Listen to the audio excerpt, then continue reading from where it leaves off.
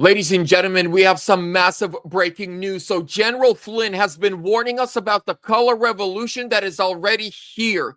And now, for the last 48 hours, he's been going from show to show to show, warning the American people that it is bad. Now, not only is he warning us about what's here, what's coming, and what to expect, but he is already dropping names. And what I've done is I've put together the best few clips of it, because I believe you need to hear this. You need to be prepared. You need to tell your friends and family what to expect, so we can all be spiritually, financially, emotionally, physically prepared. Do me a huge favor, smash that thumbs up, subscribe, leave me a comment. Where are you tuning in from today? We're getting right into it. First, I'm going to play you this 1 minute and 47-second clip.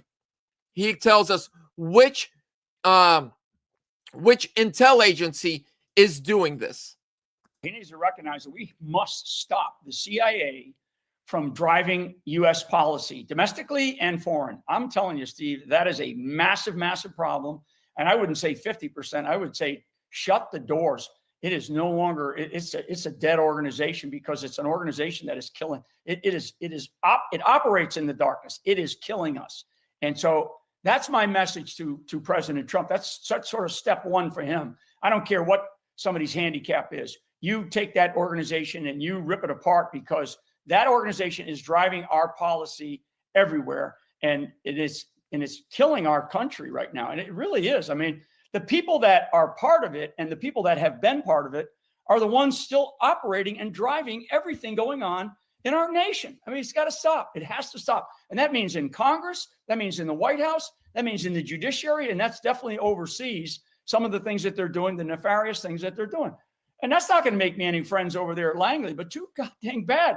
These people, right. This organization is driving this country and has been driving this country for 50 years or more. It has to be completely gutted and changed. And you're right about the other organizations. You know, we got to quit playing games. All right, ladies and gentlemen. So you saw that. Now I want you to look at this.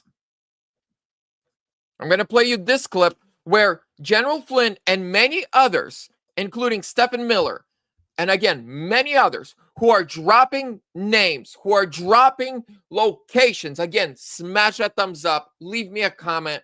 How's your day going? And please share the link. It really helps my fight against the algorithm. For what purpose would you ever deliver this message? As you said, it's to create a color revolution.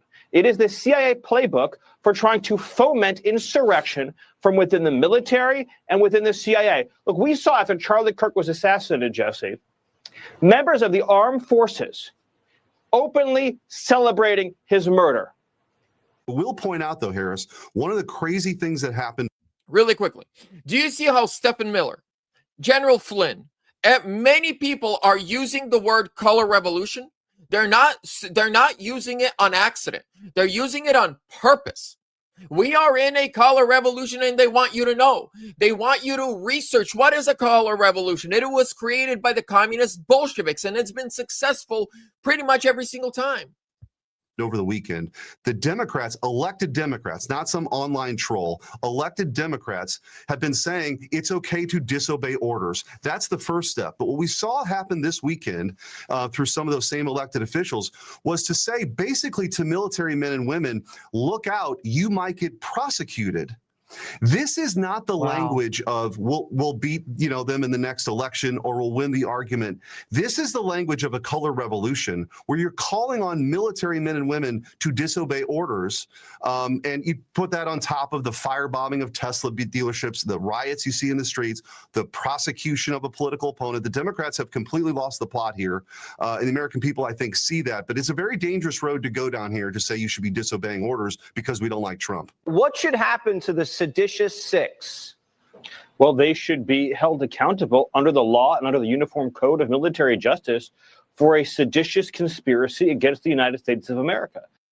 Now, let's talk about this really quickly. What is a color revolution? Well, a color revolution is what happens when you have the government or people in government who are going against the will of a duly elected president, who are flooding the country with people that don't think like Americans, and on top of that, they pay off judges.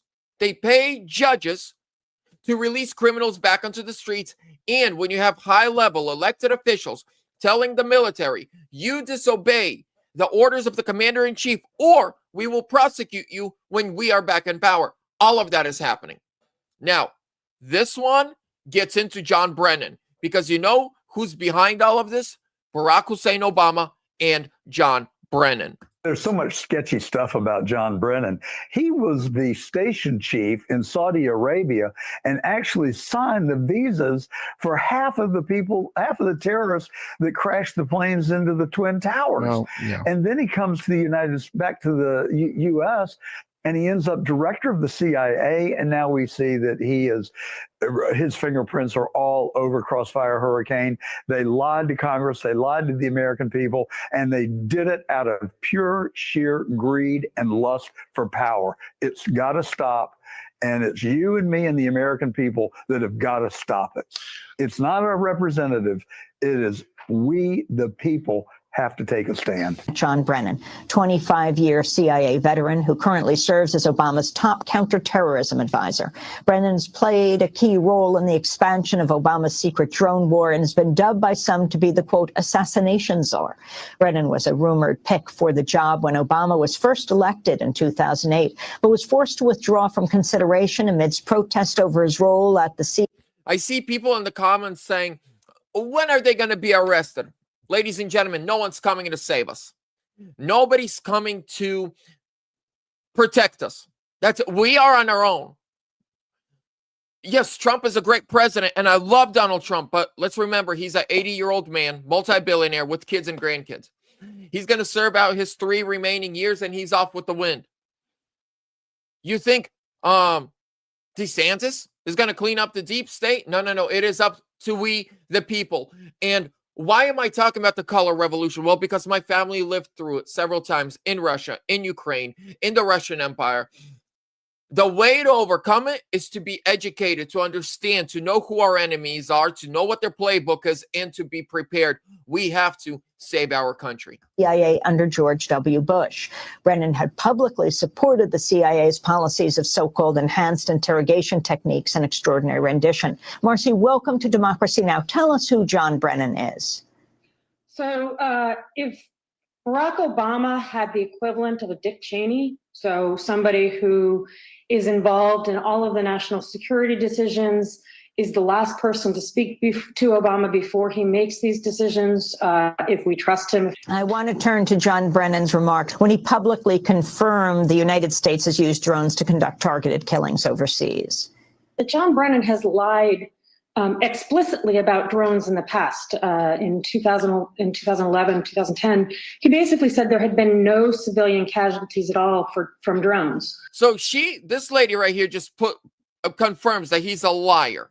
But when we go further, we have former CIA officials who expose John Brennan, and they used to work for him.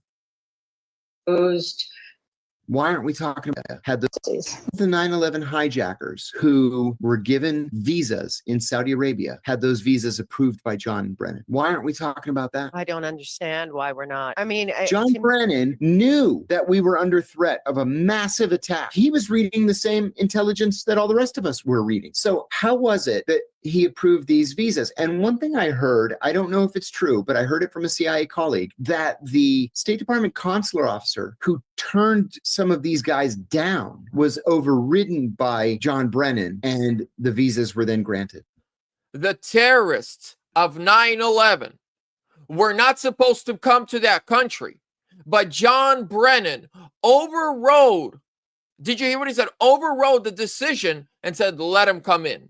Why is that not being investigated? I have no idea. That seems to me like it should be a top of mind. We need to get to the bottom of this, especially because of everything that happened after that relationship that he had there in Saudi Arabia. How could he not know? And then, of course, we never even talked about Saudi Arabia after we went right to Iraq. That's So, right. this is unfinished business. I led the raid that captured Abu Zubaydah in Pakistan, Faisalabad, Pakistan, in March of 2002. One of the things that we also confiscated that night when we raided his house was his diary, full of important, actionable information. One of the things that we found in that diary were the private cell phone numbers of 3 Saudi princes. So we went to the Saudi government and we said, what the heck is this? You better give us answers that we believe, or we're going to move against these guys. The Saudis said, we'll take care of it. Within months, one of them died on the operating table during bariatric surgery. One of them was killed in a 1-car accident on the Riyadh to Jeddah highway. And one of them went camping in the desert and died of thirst. So we were never able to interrogate any of these Saudi princes. Well, where was John Brennan when that was all happening? He was the station chief at the time, for God's sake. Yes. I mean, something's very, very disturbing about his time in Saudi Arabia. And this is even more going in that direction. And then mind also, you, this is a guy who spent, at the time, 25 years in analysis, had never recruited a source in his life, and had never been in an operational position in his life. But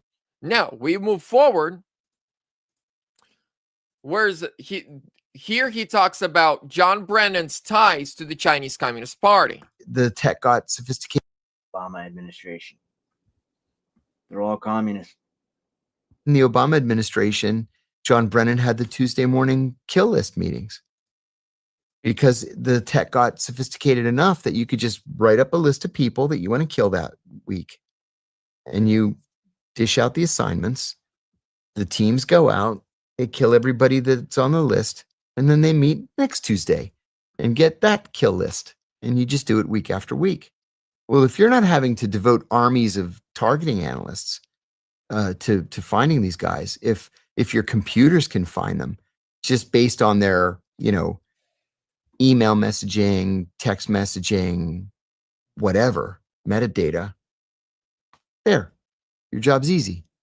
You just fire a missile from the drone, or you drop a guy in that does a close-in shot, and then you get back on the helicopter and fly home. I hate to sound cynical like that, but that's just the way it is. I think that's just calling it how it is. What year or years was Brennan doing that Tuesday morning kill list? He started in 2009 and kept it going. I have no idea Under Obama, if Donald Trump kept it or Joe Biden kept it or revived it, but it was something that they were very proud of in the Obama administration. They were just going out whacking everybody. Yeah, well, nobody dropped more missiles from drones than Obama did. No, nobody. And, somebody said, I naively said, the oversight committees need to be on this. And then a friend of mine said, to say what in their reelection campaigns? We need to kill fewer terrorists. And you and John Brennan are not the biggest fans of each other, right? No, sir. Why not? John and I have always hated each other. I never liked him. I never trusted him. I believe that he is the archetypal sociopath. Somebody just by dint of his sociopathy has been able to rise to the top. Yeah. the guy that killed the two soldiers in Washington, D.C. on Thanksgiving Eve was trained by the CIA for nearly a decade while Obama was in office, and the CIA was being run by Brennan. He was brought here then under Obama, and on Thanksgiving Eve, he went out murdering our National Guardsmen. Ladies and gentlemen, do you want to know who the real enemy of the United States is? It's not the CCP. We can handle them. It's not Russia. We can handle them. There's no foreigner that's an enemy to the United States like the CIA. Why are they going with the color revolution? And I'm going to end this video with this thought. Why? Why are they using the color revolution? Because they've tried everything else. They tried to rig elections against Trump. We overcame that. They shot him in the ear. They tried assassinating him twice. By the grace of God, we overcame that. They tried indicting him, raiding his home, taking him off the ballot in nearly 24 states. We overcame all of that. So they are like, look, there's nothing. The people are waking up. The people see the truth. Let's do what has worked before, which is a Bolshevik communist revolution. What is it? It's anti-God. That's why you can go preach Muhammad. You can go preach Buddhism, but Christianity is under attack. That is why abortions are skyrocketing, because these people aren't atheists. They believe in a God with a small g. That is the devil, Lucifer. That is their God. And he needs sacrifice. And what are they sacrificing? Unborn babies. Number two, look at these judges. In the last 3 years, the judges just went rogue. Well, because they installed woke, far left extremists, liberal judges that are doing the bidding of the Democrat Party. If you go back and look at the Russian Revolution when the Soviets came in, we are about halfway through the Bolshevik Revolution. They come in, they blame everything on the rich. Oh, it's Elon Musk's fault. Go burn Teslas. Soviet Union, the Bolsheviks were burning businesses and homes and mansions. Then they said, blame everything on the rich. Oh, it's the rich people's fault. Then we got to tax everybody to oblivion. Then you got these, foreigners like, okay, yes, I'm a foreigner, but I came here at a very young age. I've Americanized myself. So has my entire family. We are American. We stand with America. If the country that I was born with tomorrow goes to war against the United States of America, guess whose side I'm fighting on? The United States of America.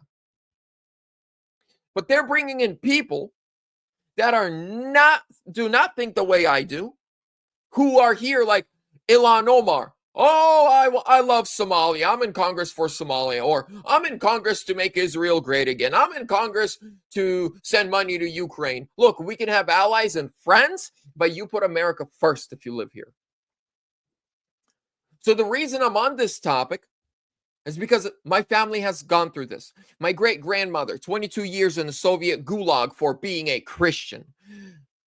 My grandfather, 12 years in the Soviet gulag for possession of a Bible. My grandma, not great-grandma, grandma, 17 years in the Soviet gulag for being a Christian. My father was born in the Soviet gulag and spent the first 3 years of his life in a prison camp. So I know what this is, ladies and gentlemen. We must stand up. We must speak out.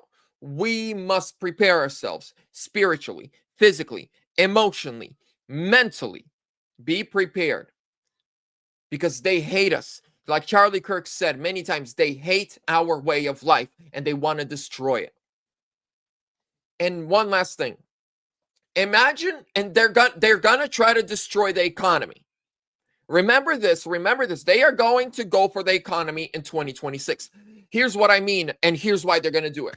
Imagine the country is booming, a booming economy. The dollar is strong, practically no inflation. You can go and buy whatever you want, right? You're making good money. There's a family and just the father works, and that's more than enough money for everything.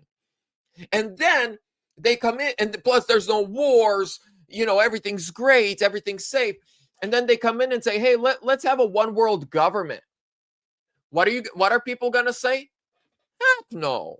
Get out of here, man. Look at China, look at Russia, look at Ukraine. I don't want to be like Europe. Our country's doing great. But you destroy a country's currency. You make unemployment skyrocket. You take away people's jobs, destroy jobs. So worthless dollar, you want to make it as less valuable as possible. You want unemployment to skyrocket. You want inflation to skyrocket. You open the border and flood it with illegals. You start wars all over the country. I mean, all over the world. You make enemies everywhere. You have violence in the streets. People don't feel safe sending their kids to school. They don't feel safe sending their kids even outside to play. And you know what happens? You break a person's morality. You break them spiritually, emotionally, morally, mentally. That's when you come in and you offer globalism and say everything's going to be better if we just as a world unite and no more independent countries. Let's all work together for a better future. That's what they're doing.